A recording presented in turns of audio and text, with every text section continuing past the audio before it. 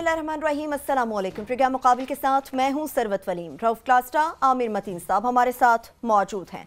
कराची के शहरियों का शऊर अंगड़ाई ले उठा। एजी ख्वाजा को जबरी रुख्सत पर भेजने के खिलाफ कराची की सिविल सोसाइटी और तंजीमें सिंध हुकूमत की जानिब से अफसरान की तरफ से इन अफसरान पर जुल्म और जबर के खिलाफ उठ खड़ी हुई हैं।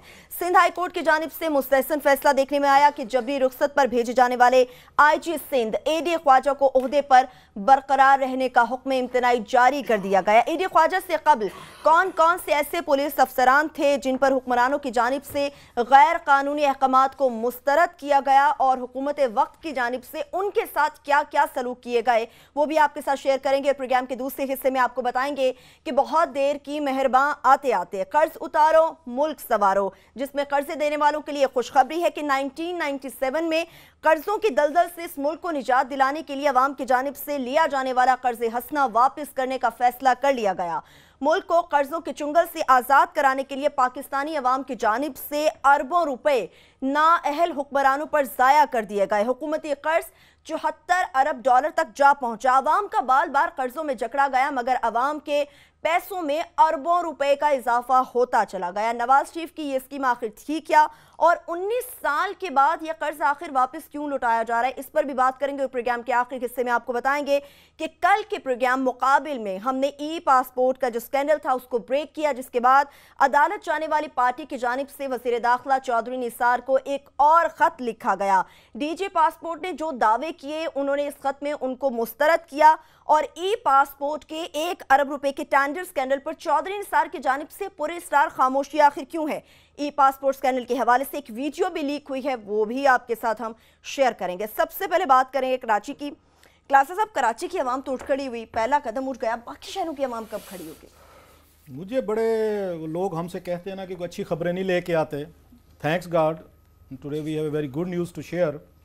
और मुझे जो सबसे ज़्यादा दिली खुशी है ना, जो मेरे जैसे आइडियलिस्ट रिपोर्टर जो है, मुझे बड़े इसके लिए कमेंट्स भी सुनने पड़ते हैं कि आपके अंदर कोई ऐसा कोई मरीज़ाना किस्म का आइडियलिस्ट है कि जो बिल्कुल ज़ीरो टॉलरेंस चाहता है कि जनाब कि बस देर न लगे और या चीज़ें जो हैं ठीक हो जाएं। ये वाकई मेरे साथ ये बीमारी है, मुझे मानने में उसमें एतराज़ नहीं है कि मैं इस तरह का क्रॉनिक किस्म का आइडियलिस्ट हूँ। इसके फ़ायदे भी हैं, नुकसान दोनों चीज़ें हैं। आइडियलिज़म ये था जो आज हमने देखा है। और मुझे अप्रिशिएट करने दें उन लोगों को नाम ले के कि कराची के 7 शहरी, 3 उसमें NGOs हैं, 4 शहरी हैं और उनके वकील जो हैं फैसल सदीकी साहब, भाई मस से कि फैसल सदीकी साहब ने बड़ी खूबसूरत पटिशन ड्राफ्ट की है। सही मतलब मेहनत की है, लगता है दिल से उन्होंने कोई जान नहीं छुड़ाई। मैं उनका नाम पढ़ना चाहता हूँ और इन कराची के जो उनके मतलब एक टर्म होती है सन ऑफ द सॉइल, एक और हम एक टर्म निकालते हैं सन ऑफ द सिटी। कि कराची के सन्स एंड डॉटर्स, क्योंकि इसमें फीमेल भी हैं, sons and daughter of Karachi they must be respected. जो 7 लोग जो गए हैं, जो NGOs गई हैं, ये चीज़ हम चाहते थे कि जब आपके इदारे जो हैं, जो आमिर बात कहते हैं, रिग्ड हो जाएं, जब टॉप से बॉटम तक ये गैंग अप हो जाएं, सारा माफिया इकट्ठा हो जाए, हमें जमहूरियत के नाम पे समझाने की ये कोशिश शुरू हो जाए, जनाब ये एडमिनिस्ट्रेटिव इख्तियारात हमारे हैं, ये फाइनेंशियल इख्तियारात हमारे हैं, हमसे कोई पूछ नहीं सकता, अदालतें इंटरफेयर नहीं कर सकती, ये मीडिया कौन होता है, ये सियासी अदाकार कौन होते हैं, तो फिर सर आप कौन होते हैं? ये आप हमारे ऊपर रूल करते हैं किसी लॉ के तहत, कायदे के तहत, कानून के तहत, किसी मोरालिटी के तहत। ये काम कोई उसका नहीं होता पुलिस वाले का कि उसका DPO का, बल्कि उस मेरा ख्याल है पुलिस वालों को भी उसको एक अपने ऊपर शर्म आनी चाहिए थी। उसको जो रिपोर्ट हुआ है कि जिस पुलिस वाले ने, बड़ा अफसर था और खड़े होकर गन्ने की ट्रॉलियाँ वहाँ पे रुकवा के वो उनको सियासतदानी को, उनको मिलों को भिजवा रहे थे, जिस पे एडी ख्वाजा साहब ने एक्शन लिया था। मैं पहले उनका नाम देना चाहता हूँ। ये ट्रेंड सेट होना चाहिए। ये ट्रेंड सेट नहीं होगा तो ये जितने बैठे ना, जो हमें दिन रात जमहूरियत के फ़वायद गिनवाते हैं, उसकी खूबसूरतियाँ बताते हैं, जमहूरियत की खूबसूरती ये बगैर एक सोशल एक्टिविज़म, बगैर जुडिशल एक्टिविज्म और बगैर मीडिया एक्टिविज्म के ये आपकी कहीं पे भी दुनिया में आपकी जमहूरियत नहीं चल सकेगी अगर आप लोग आपकी सोसाइटी एक्टिव नहीं होगी, आपका मीडिया एक्टिव नहीं होगा, आपकी जुडिशरी एक्टिव नहीं होगी। इन तीनों का अलायंस होना जरूरी है, चाहे बाकी जितने इदारे तबाह हो जाएं, ये तीन अगर इकट्ठे खड़े रहे तो मेरा ख्याल है पाकिस्तान बच सकता है। मैं जरा नाम पढ़ना चाहता हूँ लोगों के, मैं उनको आइडेंटिफाई करना चाहते हैं कि जो अपने घरों में नहीं बैठे। वो हमारे बहुत सारे हैं ना, जो हम भी यही कुछ करते हैं, हमारा तो खैर काम यही है, हमारा जॉब की नेचर है कि घरों में सुना, टीवी पे देखा, उसके बाद ना 2-4 मिनट उन्होंने सियासतदानों के बारे में बुरा भला कहा, एक मायूसी का इजहार किया, ये वो लोग थे और फिर सो गए।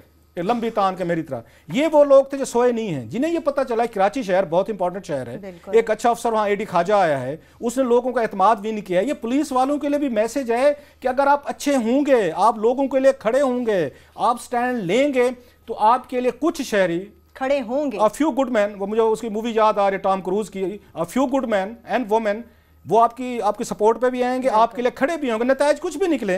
तो मेरा ख्याल है इसमें मैं उनका नाम लेना शुरू करता हूँ। एक शहजाद ये राय साहब हैं जी, ये तो गुलकार हैं। I must say he has been very active in Karachi. ये बहुत बड़ा काम है कि आप जाएं इतने, और आपको भी ज़रूरत नहीं है कि आप जाएं और ये धक्के अदालतों में खाएं, पटिशन्स बनाएं, दुश्मन बनाएं।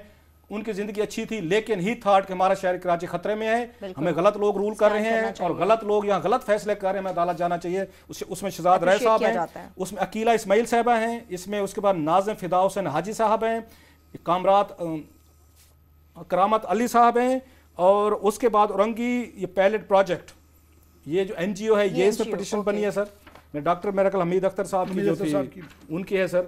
इसके बाद एक अर्बन रिसोर्स सेंटर है, वो इसमें आके बने हैं। सो 4 इसमें शहरी हैं, 4, और इसमें 3 जो हैं वो NGOs हैं।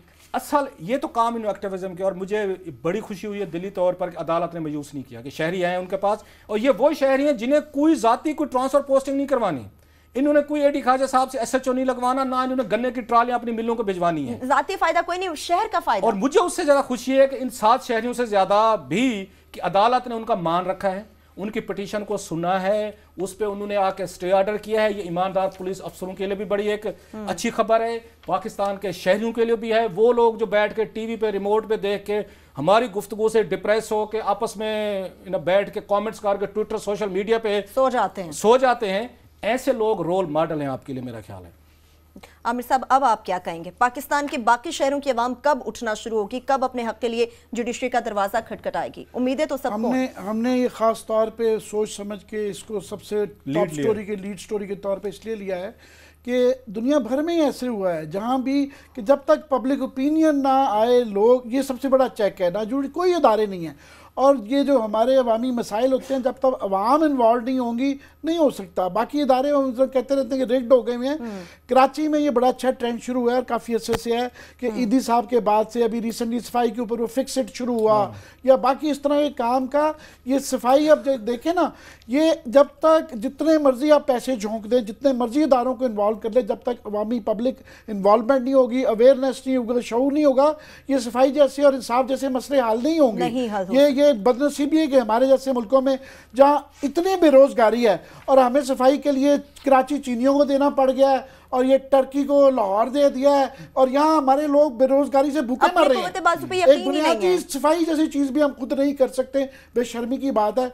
तो ये बड़ा अच्छा ट्रेंड है कि ये अभी हमारे जो हुक्मरान हैं, ये नवाज शरीफ साहब भी ये 1990 की दहाई में रह रहे हैं, और ये बाकियों का भी यही हाल है कि उस ज़माने में ड्रैकोनियन बंद कमरे में फैसले हो जाते थे, लोग बर्दाश्त कर लेते थे।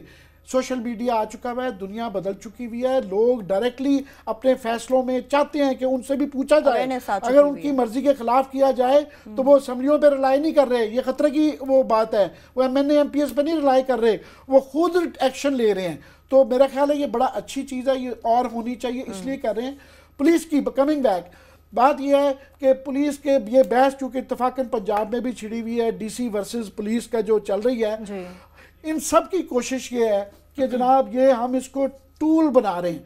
जब तक पुलिस के अंदर बुनियादी बात है, और पाकिस्तान जैसे मुल्क में जिसमें 60,000 लोग मर चुके हुए हैं और ये सबसे बड़ा गवर्नेंस मसला है, उसमें पुलिस को जब तक आप टेन्योर की आज़ादी नहीं देंगे, उनके अफसरान को वो वाला ये श्योरिटी नहीं होगी, जैसा कि KP में साबित हुआ है कि वहाँ पे पॉलिटिकल इन्वॉल्वमेंट नहीं है, टेन्योर की एश्योरेंस है कि आप 3 साल हैं, अनटिल कोई बड़ा ग्रॉस वायलेशन करें आप 3 साल रहेंगे।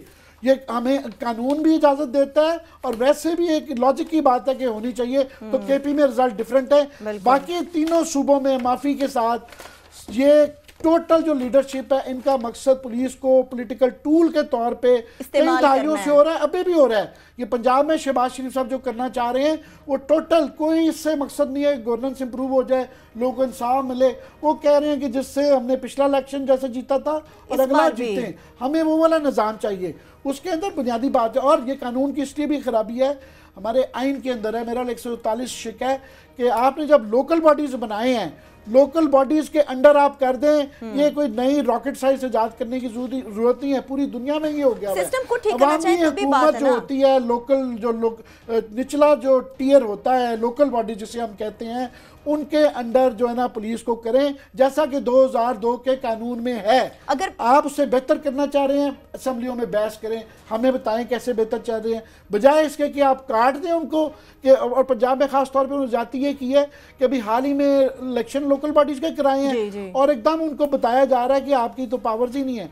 जो एक ही उनके पास रह गई थी, पुलिस की थोड़ी सी इन्वॉल्वमेंट थी, वो भी उससे ले जा रहे हैं। उन्होंने कर दिया। मुझे ब्रेक पे जाना होगा आमिर साहब, एक छोटे से ब्रेक लेंगे, वापस आएंगे। जिस तरह से पुलिस ईमानदार अफसरान के ऊपर बात हो रही है, हुकूमत वक्त ने माजी में भी बड़े ऐसे ईमानदार अफसरान थे जिन्होंने उनके खिलाफ उठ खड़े होने का फैसला किया, उनके साथ क्या सलूक किया वो तो आपके साथ शेयर करेंगे। इसके साथ साथ 19 साल पहले लिया जाने वाला कर्ज अब वापस करने की बात हो रही है, इस पर भी बात करेंगे। हमारे साथ रहिए।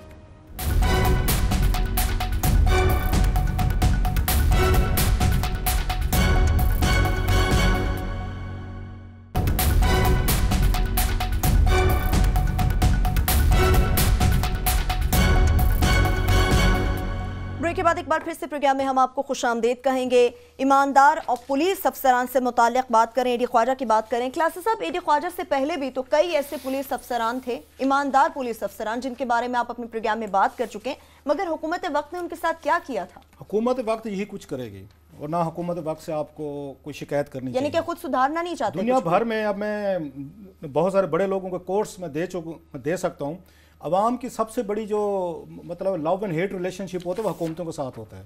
दुनिया भर के एस्टेब्लिशमेंट के साथ लोग जो हैं अपने आप को अनईजी फील करते हैं, क्योंकि उसके फैसलों से अफेक्ट होते हैं। लोग जिस हुकूमत को पावर में लेके आते हैं, कुछ अरसे बाद उसके फैसलों से तंग आना शुरू हो जाते हैं। हाँ, जहाँ पे फैसले फेयरनेस पे हों, जहाँ पे ये अवाम को लगे कि ये जो फैसला हुआ ये सिर्फ चंद लोगों की ज़ात के लिए नहीं हुआ, या थानों में छितर के लिए कोई भर्ती किए, जब मुहर्रर या अपने डीपीओ जो इंटरव्यूज लगा रहे हैं, ये सिर्फ हमारे लिए छितर लगाने के लिए नहीं लगाए, हमारी प्रोटेक्शन के लिए लगाए गए, तो फिर अवाम आपके साथ खड़े होते हैं। हुकूमतें, आप उस मार्गरेट थैचर को देखें, 3-4 साल, जो 13 साल तक मुसलसल पावर में रही हैं, मतलब अगेन ए डेमोक्रेटिक हमारे सामने उसमें मिसाल है।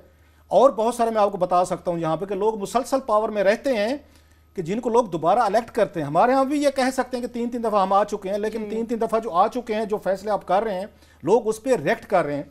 इसलिए हुकूमतें पाकिस्तान जैसे मुल्कों में जहाँ पे लिटरेसी रेट बहुत कम है, 8 करोड़ और 10 करोड़ के दरमियान आपका गरीब है, 200 रुपए की लिविंग है ये इन गरीबों की, उन लोगों के लिए मसाइल गवर्नेंस के उनको समझ ही नहीं आते। इसलिए ये बहुत ज़रूरी है कि सिविल सोसाइटी इनके साथ अच्छे वकला, बाकी तो आजकल सारा मिल मिलाप हो गया। जब से पनामा पे आपने सुना है मतलब जस्टिस काजी फैज ईसा के खिलाफ चौधरी निसार ने प्रेस कॉन्फ्रेंस की है, आपने कोई न सुप्रीम कोर्ट बार को सुना, कोई एक बंदा सामने आया, कोई Lahore high court bar, Peshawar, Karachi, reason. अब आप पूछेंगे चुप क्यों है? ऐसे फ्री लंचेस तो नहीं होते ना, चुप क्यों है? कि ये करोड़ों रुपए ग्रांट्स लेते हैं इससे हुकूमतों से। लॉ मिनिस्ट्री जो है, नवाज शरीफ साहब हूँ, इससे पहले गिलानी साहब हूँ, इससे पहले जनरल मुशर्रफ साहब हूँ, ये वकीलों की तंजीमें हर हुकूमत से करोड़ रुपए लेती हैं। हालांकि वो रिपोर्ट वकीलों के शहीद होने पे लिखी गई है, इनके कलीग्स पे, वो उसमें मारे गए। इवन देन ये सारी की सारी आपकी बार एसोसिएशंस खामोश हैं।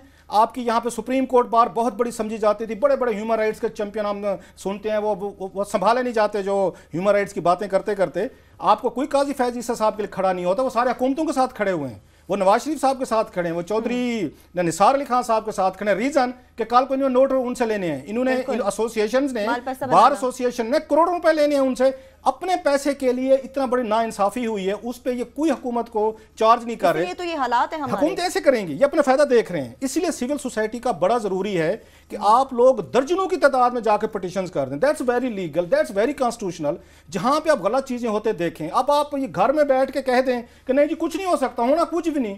रीजन ये है कि आप कुछ करना नहीं चाहते, आप कहते हैं बाहर में जो कोई और कर लेगा, मैं अदालत में ये पिटीशन क्यों। इन 7 लोगों ने डाली है ना, इनको भी तो कोई तकलीफ नहीं थी। एक चीज, दूसरा जो आपने कहा कि माजी में क्या हुआ है, यहाँ पे मोहम्मद अली नेकोकारा के साथ क्या किया इन्होंने, एक अच्छा हार्वर्ड पढ़ा एक वापस आया, उसने यही कहा ना कि मैं यहाँ पे इन पे बच्चों पे औरतों पे फायरिंग नहीं करना चाहता, आप मेरे ऊपर छोड़ दें, मजमा मैंने कैसे कंट्रोल करना है। यही चौधरी निसार अली खान ने उनको निशाने इबरत बनाया। जो फॉरेन सेक्रेटरी है हमारा एजाज चौधरी साहब, वो जो ये प्लाट स्कैंडल फेम, वो फैसल मुश्ताक साहब, रूट्स मिलेनियम साहब फेम, उसी एजाज चौधरी ने और जो DGFA मौजूदा बैठे डॉक्टर एमलिश, इन्होंने मिल के उस चौधरी निसार अली खान को खुश करने के लिए इन्होंने मोहम्मद अली नेकोकारा को बरतरफ कराया नौकरी से।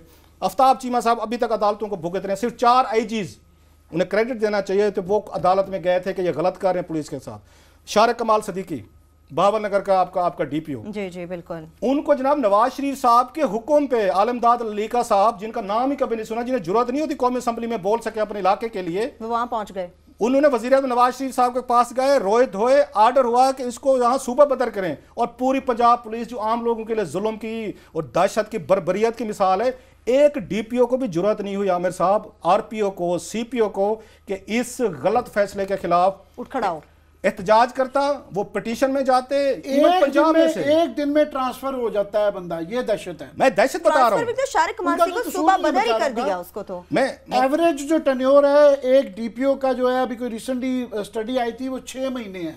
सर जो लोग इज्जत नफ्स तो आप कंप्रोमाइज कर लेते हैं, हमारा DPO, हमारा RPO, जब आप इंटरव्यू दे के जाएंगे, इंटरव्यू आप अपने IG पुलिस को देने की बजाय आप उसके वजीर आला के बच्चों से इंटरव्यू लेके आप DPO लगेंगे ना, फिर आप ये डल्टी कंप्रोमाइजेस करेंगे, फिर आपकी इज्जत नफ्स आपके लिए, फिर अपने कुलीग्स की अपनी बेइज्जती, उनकी इंसल्ट, ह्यूमिलिएशन मैटर नहीं करती। शारिक कमाल सदीकी ने पूरी पंजाब की आपकी डेड और ब्रूटल जो इनकी पुलिस फोर्स को एक्सपोज किया है। ये बड़े अफसर बनते हैं, बड़ी बातें हम इनकी सुनते थे। एक उसको दाद दें, शारिक कमाल सदीकी को कहा ये 3 घंटे हैं। ये मुश्ताक सुखेरा साहब, वो बेचारे एक इंतहाई वीक किस्म के वही अगर नौकरी करने वाले IG साहब, इन्होंने फ़ोन किया उसको शारिक को कि 3 घंटे आपके पास, सोच लें। उसने कहा 3 घंटे बड़ा टाइम है, मैंने सोच लिया, मुझे सुबह बदर कर दें। मुझे खुशी हुई है कि चले पूरी पंजाब पुलिस में से कोई एक ऑनरेबल आदमी निकला है जिसने इनके अहकाम ना हुक्म मानने से इनकार कर दिया, मुझे सुबह बदर कर दो, मैं MNA के पास जाकर खाना भी नहीं खाऊंगा, माफ़ी भी नहीं मांगूंगा। लोग नहीं खड़े होते उनके लिए, फिर लोग कहते हैं सोसाइटी तबाह होगी। कितने लोगों ने जाके, जैसे AD ख्वाजा के लिए पटिशन्स की हैं, तो कितने लोगों ने पंजाब से जाके उसकी शारिक कमाल सदीकी के लिए पटिशन किए, वही मोहम्मद अली नेकोकारा के लिए कितने लोगों ने किए, आफ्ताब चीमा के लिए कितने लोगों ने किए। जब आप लोग नहीं खड़े होंगे उनके लिए, वो आपके लिए स्टैंड लेते हैं, आपके लिए फाइट करते हैं, अपना कैरियर कंप्रोमाइज करते हैं, नौकरियों से बरतरफ होते हैं, अपने बच्चों का उनकी रोजी उनकी खत्म होती है, और सोसाइटी उनके साथ खड़े होने को तैयार नहीं खड़ी हो, तो और फिर रात को कहते हैं, फिर हमें मुझे मैसेजेस आते हैं जी आपका दोस्त तबस्सुम बट बिल्कुल ठीक कहता है, होना कुछ भी नहीं। इसलिए होना कुछ नहीं कि आप लोग अपने घरों में बैठ के ये पटिशन डालने को तैयार नहीं है। अदालतों में जाएं, पटिशन मूव करें, एक नहीं 1000 बंदा पटिशन पे साइन करें, आप जाएं, अदालत जाएं। जज साहब ने किया है ना, उन्होंने रिस्पेक्ट किया है ना इनकी पटिशनर की। और लास्टली ये उनके लिए सबक है, ऑनरेबल जो अफसर, कुछ वेरी फ्यू गुड मैन, कि अगर आप अच्छा काम करेंगे ये सोसाइटी भी आपके पीछे खड़ी होगी, चाहे चंद लोग ही नहीं, 7 लोग ही सही, और हमारे जैसे 2 लोग ही सही, 3 लोग ही सही, we will stand behind you, हम आपके साथ खड़े होंगे। ठीक है, बिल्कुल। आमिर साहब मुझे छोटी सी ब्रेक पे जाना होगा, बिल्कुल छोटी सी ब्रेक लेंगे, वापस आएंगे। आमिर साहब इस सवाल से क्या कहते हैं वो भी जानेंगे, और 19 साल लिया जाने वाला पहले जो कर्ज हसना था उससे मुतालिक अब वापसी की भी खुशखबरी सुनाई जा रही है। उस कर्ज हसना के पीछे कहानी क्या थी वो भी शेयर करेंगे, हमारे साथ रहिए।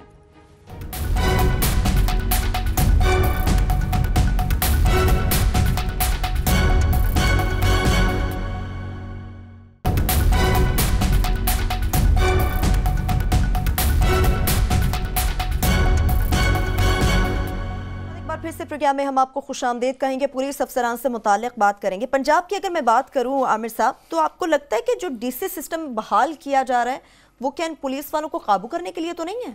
मैंने कहा ये सिर्फ पंजाब का नहीं, ये तीनों सूबों में, बलूचिस्तान, सिंध और पंजाब में, तीनों में यही सिस्टम, हर हुक्मरान की ख्वाहिश ये है कि ये हमारे ताबे हों। अवाम की फलाह इसमें नहीं है। KP में वो उनकी इम्प्लीमेंटेशन और कैपेसिटी के इशूज़ हैं, मगर उनकी नीयत ठीक है, वो ट्रैक उनका बिल्कुल ठीक जा रहा है, कोशिश कर रहे हैं कि अवाम तक डिवॉल्व हो, निचले लेवल तक जाए। बात यह है कि बंद कमरे के अंदर बैठ के ये जो फैसले कर रहे हैं पंजाब में शहबाज शरीफ साहब, ये वैसे ही जमहूरियत की नफ़ी है। जमहूरियत का बुनियादी जो मतलब एक ये है कि लोगों को आप उनके जो मतलब जो फैसला कर रहे हैं कि उसके अंदर शामिल करें, उस फैसला साजी का हिस्सा बनाएं। हालांकि उनके जो नुमाइंदे हैं वो असम्बली में भी जाएगा तो उन्होंने जो शहबाज शरीफ साहब ने कहना है वही कहना है, मगर एटलीस्ट हमें डिबेट तो पता हो कि प्रोज एंड कॉन्स क्या थे, क्या उसके फेवर में आर्गुमेंट थे, क्या उसके खिलाफ थे। अब ये हो रहा है कि बंद कमरे में जो फैसला करने जा रहे हैं, बुनियादी बात क्या है कि पुलिस का जो हमारा एक्ट है, जो कानून है, वो 1861 के अंदर अंग्रेज़ों ने बनाया था महकूम रखने के लिए लोगों को। ये वही चलता आ रहा है और हम मुशर्रफ साहब के बहुत ज़्यादा ख़िलाफ़ हैं। मुझे बहुत सख्त उनसे एतराज़ है। मैं जो अच्छी चीज़ें हुई हैं 2002 का जो उन्होंने ये काम किया था एक्ट पुलिस का बना के, ये लोकल बॉडीज़ का जो था, ये अच्छा काम है। इसी में औरतों को जो कोटा दिया गया वो बड़ा अच्छा था, ये बड़ा अच्छा है। हालांकि इसकी इम्प्लीमेंटेशन के उनका अपना पॉलिटिकल एजेंडा आ गया था, इसलिए पुलिस की जो क्रास साहब बात करते हैं कि पुलिस बहुत मादर पिदर आज़ाद हो गई है।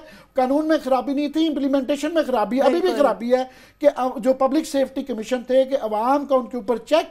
दूसरा, लोकल बॉडीज़ का चेक। दुनिया भर में आप लोकल बॉडीज़ का चेक पुलिस के ऊपर रखते हैं तो अच्छे निज़ाम बनते हैं। और ये ट्रेंड इस तरफ है कि आप मेट्रोपॉलिटन कमिश्नरेट सिस्टम इंडिया में भी है, बांग्लादेश में भी है, कि आप उनको आहिस्ता आहिस्ता देते हैं, मगर अवाम का लोकल बॉडीज़ का चेक। ये क्या कर रहे हैं, ये पहले तो वो बिल्कुल वो डीसी बहादुर को वो अंग्रेज़ वाला अख्तियार देना चाह रहे हैं और इन्होंने एक दरक ढूंढी है बीच में से कि उसको कह रहे हैं जस्टिस ऑफ पीस। मैं ये बता रहा हूँ कि हमारे चैनल डिस्कस नहीं कर रहे, ये जस्टिस ऑफ पीस के नाम पे जो है ना डीसीओ को एक इख्तियार दे रहे हैं कि जी आप बैक डोर से ना।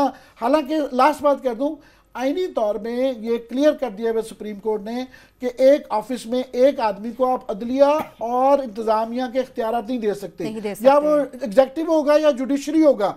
ये नेचुरल बैक रूम से पॉलिटिकल कंट्रोल के लिए करने जा रहे हैं। और ये इशू नहीं है। मैं खुद किसी दौर में पुलिस के, मैं समझता था शायद डीएमजी इनके ऊपर आ जाएंगे तो ये तबाह हो जाएगी पुलिस। एक मुझे मैसेज अभी उसने कहा आप तो पुलिस वालों को रो रहे हैं ना, डीपीओ को, कि इनको आईजी को कि हटा दो या इसको रख लो। कहते हैं पंजाब में तो सूबाई सेक्रेटरी जो हैं 3 महीने नहीं टिक सकता वो। अच्छा। शहबाज शरीफ साहब इतनी जल्दी में, पंजाब स्पीड है ना, 3 महीने से ज्यादा वो किसी को सेक्रेटरी। ये खौफ है, डर पैदा कर दिया अगर तुमने मेरी मर्जी के मुताबिक काम ना किया, जैसे मैं कह रहा हूं वैसे ना किया, कोई एतराज फाइल पे किया तो 3 महीने। दूसरी चीज जो इंपॉर्टेंट है, आमिर साहब कह रहे थे पुलिस की, अभी वहां पे डीपीओ था ये राजनपुर का इरफानुल्लाह, उसने वहां पे बंदूकों को मार मार तशद्दुद करके दाजल में 1400 लोगों पे दहशतगर्दी के पर्चे दिए, 1400 लोगों पे sir.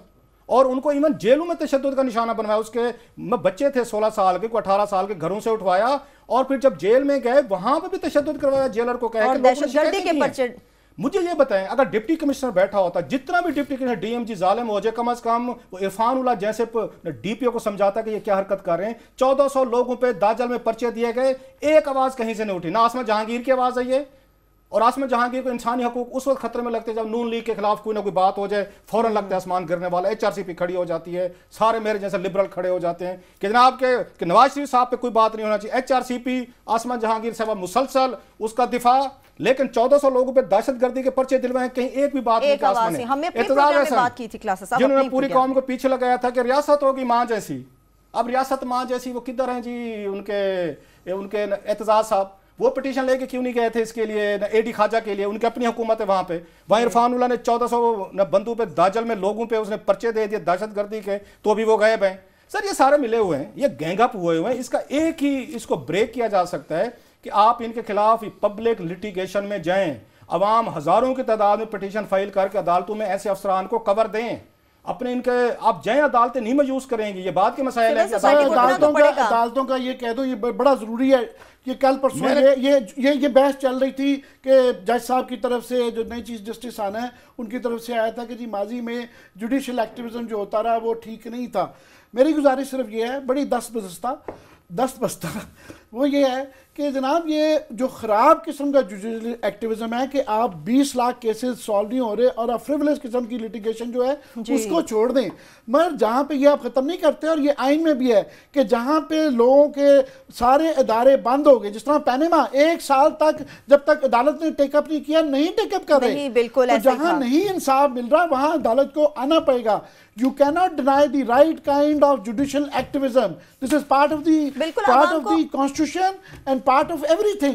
That's why you are there. आवाम और मीडिया एक साथ हो जाए आमिर साहब, तो इस सिस्टम को कौन चेंज नहीं कर सकता। अब क्लासी साहब, मुझे जरा कल वाली मीटिंग के हवाले से भी कुछ जानना है कि आप national security adviser Nasir Janjua साहब हैं, उन्होंने कुछ सहाफियों के कहा हम ब्रीफिंग के लिए बुलाया था, मीटिंग थी, उसमें हुआ क्या था? आपने वो कल हमारे साथ शेयर नहीं किया था। कुछ नहीं थे, बहुत सारे सहाफी थे, बड़े सीनियर जर्नलिस्ट भी थे, लाहौर, कराची और इस्लामाबाद से आए हुए थे। आप भी तो मौजूद थे? जी, मैं भी मौजूद था वहाँ ब्रीफिंग में।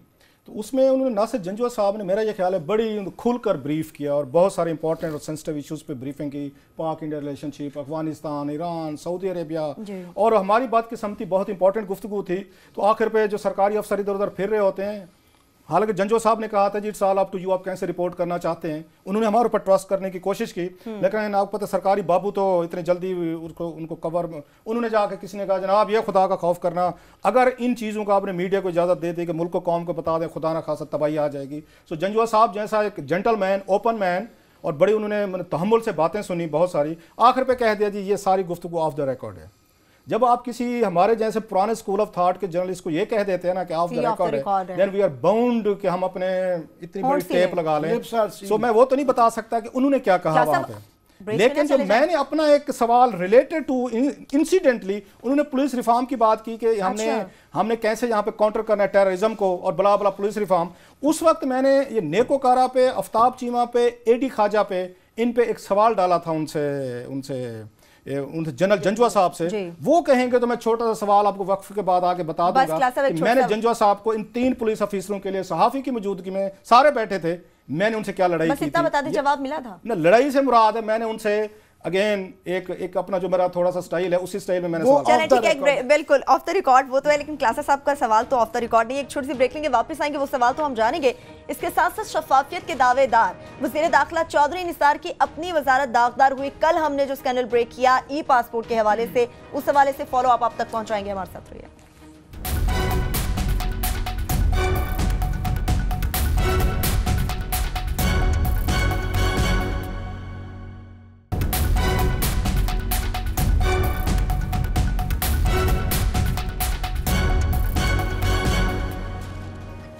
ब्रेक के बाद एक बार फिर से प्रोग्राम में हम आपको खुशामदीद कहेंगे। नासिर जंजुआ साहब की मीटिंग के हवाले से बात हो रही थी। क्लासा साहब, आपने क्या सवाल उठाया था, वो आप शेयर करना चाहते हैं? डिटेल मैंने तो लंबी, एज यूजुअल हम एंकर्स होते तकरीर के आदी हो जाते हैं, मैंने तो लंबी सारी एक अच्छी खासी लंबी तकरीर कर दी थी, लेकिन मैं सिर्फ उस पोर्शन पर रहता हूँ। फिर किसी वक्त कल टाइम मिला तो लंबा सवाल था मेरा, कोई 5-10 मिनट का था, वो अच्छी लंबी बात हो गई थी। मैंने उनसे कहा जब पुलिस रिफॉर्म्स की बात की ना ख्वाजा साहब, उन्होंने सारी नासिर जंजुआ साहब ने मस्ट अप्रिशिएट कि उन्होंने बड़ी, मैं कहूँगा उन्होंने हमारी बहुत सख्त बातें सहाफ़ियों की बड़े खुले दिल से जंजुआ साहब ने सुनी है, और उन्होंने अच्छी बहुत सारी बातें ऐसे बताई जो सियासतदान जुर्रत भी ना करे आपके साथ शेयर करने की या इत्मीनान में लेने की। जंजुआ साहब ने कम से कम कोशिश की। मैंने कहा जब पुलिस रिफॉर्म पे बात हुई, मैं कि जनरल साहब आप नेशनल एक्शन प्लान के इस वक्त यही चीफ हैं, आपके पास 2 हैट हैं। आप यहाँ पे नैब भी देख रहे हैं जिसका काम यही है काउंटर टेररिज्म, पुलिस रिफॉर्म, ब्ला ब्ला ब्ला, साथ में आप नेशनल सिक्योरिटी एडवाइजर हैं। मैंने कहा जब यहाँ पे नेकोकार, मोहम्मद अली नेकोकारा जैसे पुलिस अफसर, आफ्ताब चीमा जैसे, शार कमाल सदीकी जैसे, ये एडी ख्वाजा साहब, ये मैंने नाम लिया इन सब के, वहाँ पे ये सब मेरे सहाफ़ी दोस्त मौजूद थे, सुना होगा उन्होंने। मैं कि जब इनके साथ यहाँ पे एक्शन होते हैं तो NSA साहब, आपकी हुकूमत, आपका नैब कहाँ खड़ा होता है? आप इनको प्रोटेक्शन देते हैं? अगर आप इनको प्रोटेक्शन नहीं दे सकते, आप वज़ीर आज़म से ये सवाल नहीं उठा सकते, आप चीफ मिनिस्टर से नहीं पूछ सकते कि ऐसे अच्छे अफसरान को माज अपने पर्सनल इंटरेस्ट के लिए, मैं एडी ख्वाजा साहब के लिए आपने आवाज़ उठाई कि उन्होंने गन्ने की ट्रालियाँ उन्होंने रोकी हुई थी, उन्होंने छुड़वाई। और मैं अगर आप इनको प्रोटेक्शन नहीं दे सकते अच्छे पुलिस ऑफिसरों को, तो ये भाषण, ये मैं कितनी लंबी लंबी प्रेजेंटेशन, पुलिस रिफॉर्म, मैं कि इसको एंड करें, ख़त्म करें। अगर ये 4 अफसर भी आपसे जो थे कि जो आवाम के लिए खड़े हुए हैं, वेरी काइंडली अब उन्होंने जो जवाब दिया था, या तो मेरे ऊपर से बैन उठाएं कल, रहने दे। नहीं, मैं तो नहीं बता सकता ना उन्होंने इसका क्या जवाब दिया। बहरहाल मैंने वहां पे ये इन 4 पुलिस अफसरों के लिए इनके जनरल जंजुआ साहब की ब्रीफिंग में इन द प्रेजेंस ऑफ मेरे ख्याल 2-3 डजन जर्नलिस्ट, मैंने इनके लिए आवाज़ भी उठाई और उनको कहा भी सही कि अगर इनको प्रोटेक्ट आप NSA साहब नहीं कर सकते, नैप नहीं कर सकता ना, इस बात पे टॉपिक इतना डियर था कि उस पर चले गए, वो जल्दी से झंडे वाली आ जाए। बिल्कुल वो चलने वाली जो बिल्कुल वो ई पासपोर्ट की बात करते हैं क्लासा साहब। हुआ ये है, क्योंकि टाइम हमारे पास थोड़ा है, हुआ ये है कि कल हमने जब वो स्कैंडल ब्रेक किया है तो उसमें हमने उस्मान जो अख्तर बाजवा साहब हैं, DG पासपोर्ट है, उनका वर्जन भी दिया, ऑफ कोर्स उनका राइट है। उसमें उन्होंने इल्जाम लगाया था कि जनाब के ये पटिशनर जो हैं ये मुझे ब्लैकमेल कर रहे हैं, मुझे थ्रेट कर रहे हैं, जो हमने पढ़ के सुना दिया, हमने बताया था प्रोग्राम में। उन्होंने अब तक उसको डिनाई नहीं किया कि हमने गलत कहा। उस पे आज उस कंपनी ने, जिसके बारे में पटिशनर जो है उन्होंने इस पे बड़ा उस पे उन्होंने रिएक्ट किया है। मुझे भी भेजी है उन्होंने मेल, उन्होंने कहा जनाब हमारा पॉइंट ऑफ व्यू किधर है। उन्होंने वो तमाम ईमेल सारी की सारी लफ करके भेजी हैं। ये देखें, उन्होंने कहा जनाब ये ईमेल थी, इनको पढ़ लें, हमने इनको कहाँ पे थ्रेट किया है, नंबर 1। दूसरा जो मज़े की चीज़ है वो लीक्ड वीडियो है। आज उन्होंने इस पार्टी ने काम किया है जो अदालत से स्टे ले आए हैं, ये उन्होंने एक लेटर लिखा है इनको चौधरी निसार अली खान साहब को, और लेटर के साथ मजे की चीज ये एक लीक्ड वीडियो भेजी है जो इस वक्त चल रही है स्क्रीन में। बिल्कुल, ये स्क्रीन पे हम देख रहे हैं। ये उस पूरे प्रोसेस की वीडियो है जब बिडिंग हो रही थी और जब इन्होंने बिडिंग में इनकी जो टेक्निकल इनकी बिड्स थी, जो स्कोरिंग होनी थी, उसको ओपन किया गया। उस पे जो 2 पार्टीज थी एग्रीव्ड थी, एक गोरे साहब भी बैठे हुए हैं, एक हमारी तरह के देसी साहब।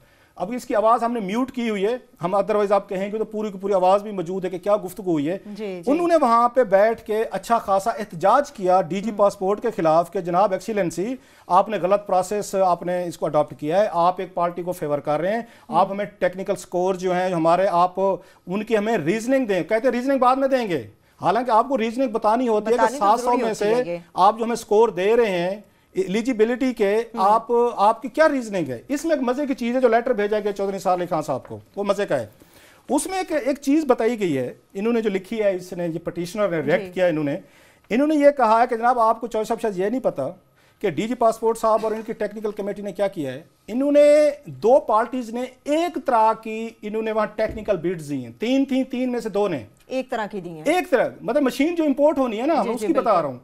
एक ही मशीन की टेक्निकल उन्होंने कहा जी हम फला मशीन हम इंपोर्ट करेंगे, उसी से ई पासपोर्ट बनेंगे। दोनों पार्टीज ने उसी मशीन को उन्होंने उसको रेफर किया। एक को उन्होंने दे दिए 690 नंबर, दूसरी को 540। एक मशीन सेम टेक्निकल उसकी स्पेसिफिकेशन, उन्होंने कहा जी हम भी वो मशीन इंपोर्ट करेंगे। मतलब आमिर ने कहा कि मैं भी जनाब ना ये मशीन इंपोर्ट करूंगा, रऊफ ने भी कहा जी मैं करूंगा, लेकिन 690 आमिर साहब को 540। इससे ज्यादा कोई बड़ी बेईमानी की हो सकती है सेम।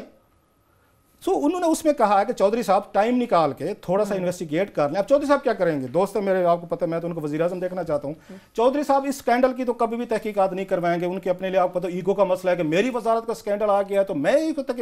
हाँ, ये जो वीडियो हमने लीक ये हो रही है ना, चौधरी साहब इस पे तहकीकात जरूर करवाएंगे, एक जुडिशियल कमीशन जरूर बनाएंगे कि ये बताया जाए कि जो सब करेंगे। ये चौधरी साहब ये लीक्ड वीडियो जो हम दिखा रहे हैं, जो वहां रोला पड़ा है डीजी पासपोर्ट के ऑफिस में, जब उनको वहां कन्फ्रंट किया गया है और उनको बताया गया कि आप यहां पे गलत कर रहे हैं, इरेगुलरिटीज कर रहे हैं, चौधरी निसार अली खान साहब एक्शन लेंगे, लेकिन वो करेंगे पता करवाएं, एक अदर जज भी उसमें अपॉइंट करेंगे रिटायर, 4-5 उनके उस मेंबर भी लगाएंगे कि ये पता कराएं ये वीडियो लीक क्यों हुई है। बस मामला नहीं देखेंगे, वीडियो देखेंगे। नेशनल सिक्योरिटी का इशू बन सकता है सर, क्योंकि ये देखें ना, ये ई पासपोर्ट जो है ये तो ऑफ कोर्स इसमें इंफॉर्मेशन होती है, लोगों का डाटा होता है, और लीक्ड वीडियो अगर रऊफ तक पहुंच गई है तो चौधरी निसार अली खान साहब को तहकीकात इस पे करानी चाहिए। वीडियो ये मेरे तक कैसे पहुंची, हम कैसे दिखा रहे हैं, बाकी आपको सरप्राइज भी कर सकते हैं चौधरी साहब, वो आप इतना चले देख लेते हैं जागते रहना साहब पे ना रहना। वो सिंपली बेचारे हमारे वो पीपल्स पार्टी को दोस्तों को बस एवं आते जाते छेड़खानी कर सकते हैं, इससे ज्यादा का मैंडेट और पावर चौधरी साहब के पास नहीं। चलें ठीक है, इसके साथ ही प्रोग्राम अपने इख्तिताम को पहुंचता है। हमारा एक सेगमेंट कर्ज उतारो मुल्क सवारो स्कीम से मुतालिक था, आज चूंकि वक्त की कमी थी आज हम नहीं शेयर कर सके, इंशाल्लाह कल वाले प्रोग्राम में इसको हम शामिल करेंगे। इसके साथ ही प्रोग्राम अपने इख्तिताम को पहुंचता, अपना बहुत सा ख्याल रखिए, खुदा हाफिज़।